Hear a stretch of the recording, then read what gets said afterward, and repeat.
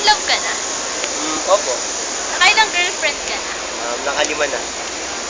Anong taon ka nung una kang nagka-girlfriend? First year ako nun eh. Siguro mga...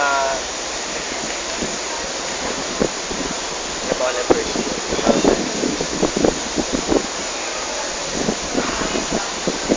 2008. Hindi ko na maalala eh. Tingin niyo po, magandang gawain yun, yung mag-girlfriend kayo sa ganitong edad.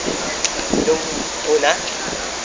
Yung una na yun? Kayo pag-girlfriend po sa ganitong edad, maganda po ba yun? Depende pa rin kasi sa paggamit yun eh. Bakit po? Kasi kung sobra ka, parang gagamitin mo sa sample, na-girlfriend ka lang kasi gusto mong pasikat, parang gano'n. Or kung ginamit mo yung pag-girlfriend ko sa buti parang wala pang in-inspirasyon mo na, di maganda.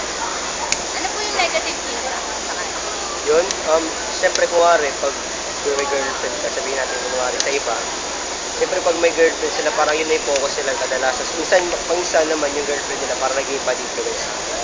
Yung positive impact. Yung positive naman, siyempre parang dagdag sa saya kasi siyempre